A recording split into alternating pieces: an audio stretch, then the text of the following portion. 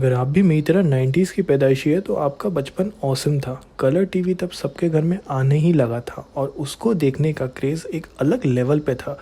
Cartoon network हमारा favourite channel हुआ करता था और ये सारे कार्टून्स हमारे बेस्ट फ्रेंड हुआ करते थे। तब के कार्टून्स की तो बात ही कुछ और है। कार्टून्स देख के बचपन में आपको ये सारी चीज़ें चाहिए थी। तो चलिए बात करते हैं ऐसी ही सारी चीज़ों की टॉप 10 काउंटडाउन में। स्पाइडरमैन की पावर। फॉक्स का ये शो 5:30 बजे आता था हिंदी में और क्या एंगेजिंग शो था। हर एपिसोड में स्पाइडरमैन को किसी नए दुश्मन से लड़ना पड़ता था, सबके सब पावरफुल और ख़तरनाक। स्पाइडरमैन की तरह मुझे भी लगने लगा था कि मुझ में भी कोई स्पेशल पावर्स है। पूरे दिन रिस्ट घुमाता रहता था, क्या पता स्पाइडर वेब निकला है। घर के सारे स्पाइडर्स मुझे देख के बड़े अनकंफर्टेबल हो जाते थे। अगर अलग दिखने वाला कोई स्पाइडर मिल जाए तो बस उससे तो मैं रिश्ता बना लेता था। पिकाचू। ऐश की जर्नी का हम सब एक पार्ट थे। पिकाचू जो उसका सबसे पहला पोकेमॉन था और उसका बेस्ट फ्रेंड हमारा भी फेवरेट था। वो ना सबसे स्ट्रॉन्गेस्ट था, ना कि सबसे तेज़, मगर वो सबसे क्यूटेस्ट था। ऐसा पोकेमॉन हम सबको चाहिए था बचपन में, है ना। रिसेस के फ्रेंड्स। रिसेस याद है आपको? डिज्नी के ये शो 6 दोस्तों की कहानी है जिसने बचपन में हमें दोस्ती सिखाई थी। भले ही सब बहुत बैड होते हैं मगर सबका दिल बड़ा साफ होता है। हम सब इनको देख के कितना खुश होते थे। आज भी मुझे याद है, मैं जब 3rd स्टैंडर्ड पे था तब सोचता था कब टीजे और उसके फ्रेंड्स जैसा 4th स्टैंडर्ड में जाऊंगा, और जब 4th में आया तो मैं कितना खुश था पूरे साल के लिए। और फिर मैं 5th में गया और ये लोग फिर भी 4th में थे। मैं कितना दुखी हो गया। सुपरमैन की फ्लाइंग स्किल्स।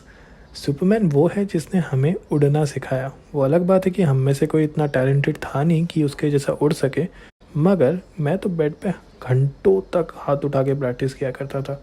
फिर भी टाइम टाइम फुस।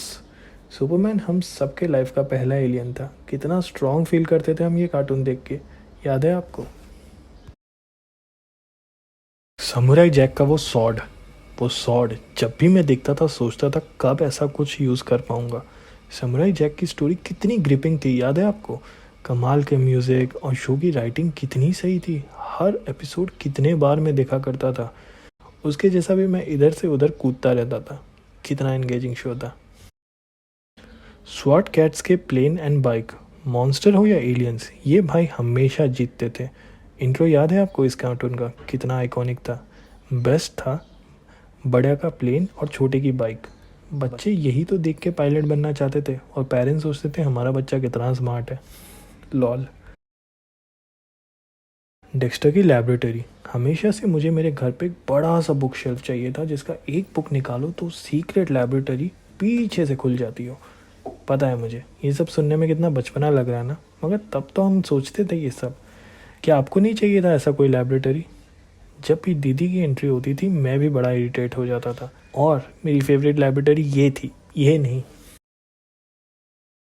बेब्लेड। पोकेमॉन ख़त्म होते ही बेब्लेड की बारी आ जाती थी।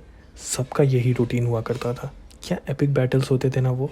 फ्रैंकली ये एक ड्रीम है जो मेरा सक्सेसफुल हुआ, क्योंकि बेब्लेड की पॉपुलैरिटी के बाद मार्केट में कई बेब्लेड्स आ गए थे।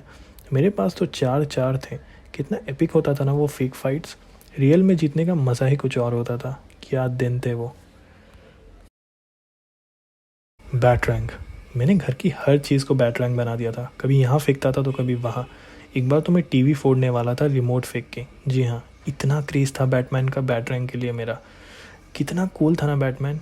आज भी वो सीरीज़ बड़ी इंटरेस्टिंग है, ट्राई करके देख लो। नंबर 1 पे जाने से पहले चलिए बात करते हैं कुछ ऑनरेबल मेंशंस की।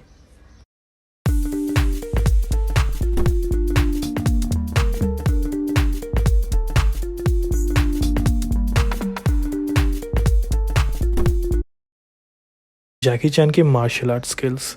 याद है आपको वो सारे तलिस्मान जिसके पीछे जैकी चैन था?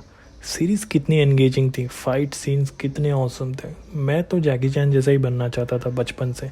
क्या सीरीज़ था ना वो तलिस्मान की स्टोरी में हम सब कितना इन्वॉल्व हो चुके थे।